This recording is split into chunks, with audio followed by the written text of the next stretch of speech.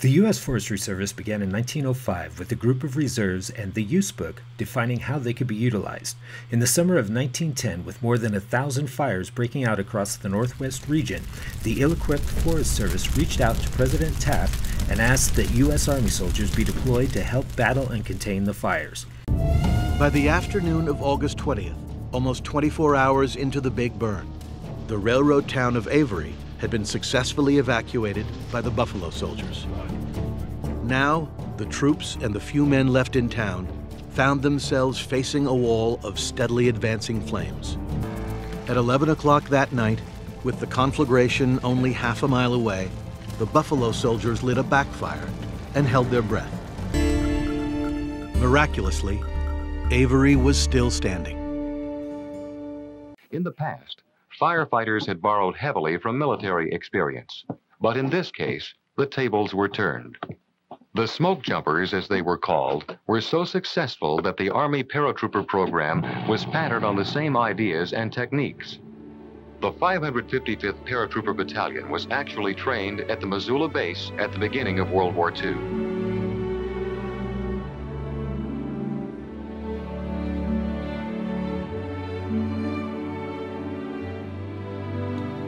They returned from the war to serve as smoke jumpers. Private First Class Malvin Brown served the ultimate sacrifice to America by giving his life to this mission.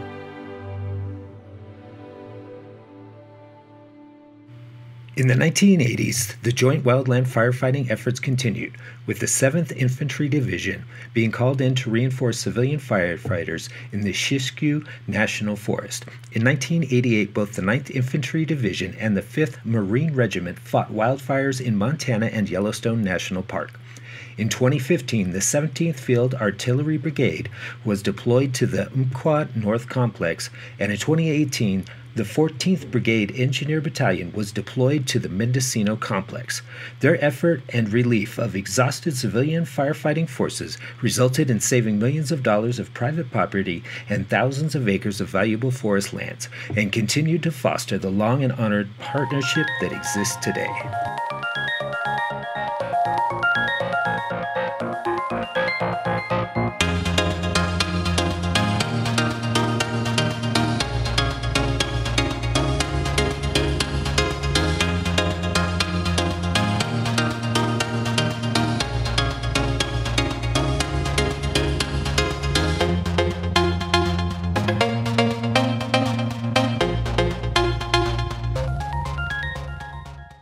Now that your unit has been called upon to carry out the same important mission, since only a few of you have had any firefighting experience, you're probably wondering what to expect. The purpose of this program is to answer many of the questions that you have about your new assignment. While your military training and experience may make you well suited for the job of firefighting, you must first receive both classroom and field training in basic firefighting techniques and procedures in order to carry out your work safely and effectively. The classroom portion of your training will cover such topics as firefighting safety, hand tools, fire terminology, and fire behavior. Your instructors and military crew advisors, MCADs, are veteran firefighters who will share their experiences with you as they prepare you for the job of fighting wildfires. While you're taking classroom training, your unit will be making the necessary preparations for deployment to the field. When training and firefighting gear issue are completed, your unit will be transported to a site close to the main base at the assigned wildfire. Talk a little bit about facilities and the things that we have to offer when you arrive at fire camp. So we can take a cow pasture and turn it into a city in a matter of days, with everything from food and showers and laundry to fully functional communication systems, power, and everything else, to ensure that all of the firefighters get the food, the water, all the nutritional needs that they need to perform their job. Sanitation's real important. We make sure that everybody washes their hands, then you go through the line, you get your plate, it's served out of a window. Serving sizes are based off of the calories burned by the average firefighter. So they get plenty of food that they need. If they want to come back and get more, they're still hungry. They're never gonna be denied any more stuff. From my interactions with some of the military folks that have been here, it's pretty top-notch. Steaks, we will eat prime rib, we will eat chicken. We have a salad bar out there. They have a minimum of 5 toppings. They're given lunches to take out into the field. Now with these lunches, first thing is, you know, they're given a sandwich. Second entree item, in this case, tuna packs with crackers and tuna, could be any type of secondary protein item. They're also given some sort of vegetable snack, whether it's carrots, celery, broccoli, cauliflower, or any type of that. And then they're also given a fruit, apple, orange, pear, plum, some sort of fruit. And then they're also given a bag of snacks. So there's gonna be 6 snacks included in this so that they can eat it during the day. It's gonna have some dried fruit. In this case, it's got some pretzels, it's got some nuts, it's got some energy bars, got some crackers. Also in here is a condiment pack of ketchup, mustard, mayonnaise, stuff like that for your sandwich. We also provide a vegetarian option, you know, for dinner for the folks that don't eat meat. If anybody has special dietary concerns, whether they're celiac or religious beliefs of not eating pork or whatever that may be, we'll accommodate any of those special needs. My name is Benjamin Evans. I'm a squad boss with Aravaipa and a qualified crew boss. A primary role of a crew boss on a Type 1 crew, to begin with, accountability for your folks at all times. You're in hazardous situations, that's the nature of the job. You're also in charge of keeping in touch with your superiors on the fire, so we need to keep them in the loop as to what we're doing and follow their instructions and assignments as well. Yeah, keeping morale up, looking after people and making sure folks are safe, primarily. I think that the military bring in their own skill set that functions pretty well in this environment. You know, we sat down during training and did a radio class. These guys use, 7, 8 different kinds of radios. And so the Bendix King radios that we use were a piece of cake for them to pick up, real straightforward. And I think likewise, there are a lot of transferable skills that cross over really easily with the map reading and orientation. Simply using, lat long is no big deal to them. If you can read contours on a map, and you can look at a map and understand topography, know what rivers and changes in jurisdiction of property look like, that's 90% of it. So the rest, yeah, we hash out in the field in person together, and I think it's gone really well. My favorite part of the job, seeing an assignment from beginning to end, all the way through, completion, successful, completed safely, is very satisfying. But there are some more obviously fun things that we do. Firing operations, so putting fire on the ground in a strategic manner to corral the fire is a lot of fun. Cutting operations, falling big trees using chainsaws is also a lot of fun. So those are up there. But yeah, day to day, we don't do those things every day.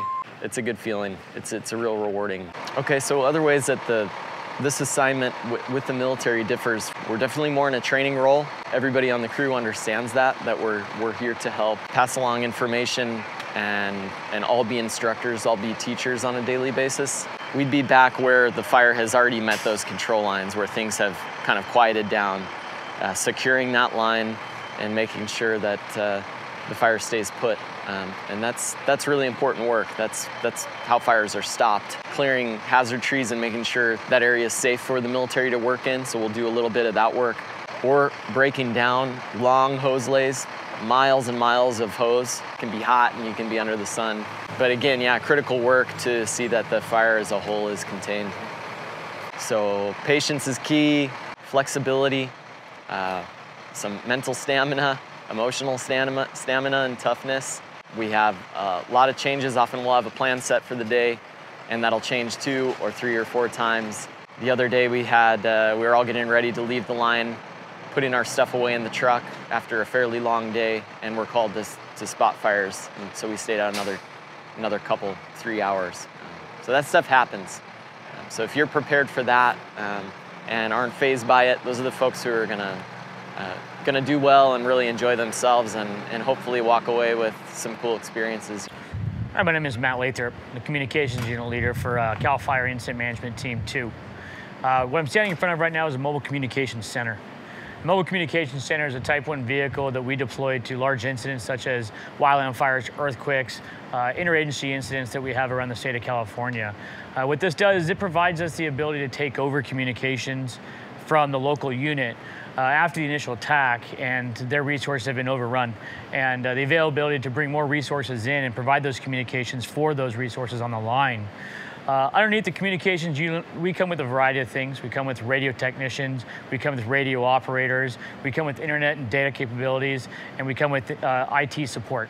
Inside this unit here, in this MCC, we do have a radio room. In there we have RADOs, or radio operators. They do all the dispatching on our command and our tactical frequencies. They have the availability to get resources to the incident if needed, and they also have the availability to communicate between multiple resources on the incident. I have incident communication managers in here, then they run all the personnel and the staffing for the MCC. Additionally, we have radio techs. We have state radio techs that show up, and they have the availability to do any kind of repairs and cloning and load builds, quite frankly, with the frequencies on the NIFC and the state cache radios. They check out radios, they check out Wi-Fi's, they check out cell phones. The communication unit has the ability to support everybody in those perimeters. MAFS is an aerial firefighting system that combines a firefighting module with that the Forest Service provides, with an aircraft that the military provides, along with trained personnel that the military provides. And we use it to drop retardant on fires to slow their spread so that we can get in there and do some work to protect homes, get in there, build fire line, get our bulldozers in to work, hose lines, things of that nature. MAFS is, as far as I've seen, it's an effective system. It lays down a good retardant line, and pilots are top-notch and accurate, and it works really well. Civilian firefighting operations use a military form of organization called the Incident Command System, or ICS. When utilized in a firefighting effort, ICS employs a system of standardized training terminology and operational procedures to allow any number of firefighting organizations to work together in an orderly and effective manner. The top command position on any firefighting effort is the Incident Commander, or IC. Under the delegation of authority from the Agency Administrators, or AA, the Incident Commander is responsible for the management of all fire operations, including the development and implementation of strategic decisions and the administration of all firefighting resources. There are 4 primary command functions: finance, logistics, planning, and operations. The finance section, led by the finance section chief, provides all fiscal services required to support the fire organization, much like the services provided by your S1 function. The logistics section, headed by the logistics section chief, is responsible for providing facilities, services, and materials in support of your firefighting efforts. This section is similar to your S4 function. The primary units within this section that you'll be dealing with are supply, medical, facilities, food, communications, and ground support. The operations section, led by the operations section chief, is responsible for the management of all activities directly related to the firefighting effort.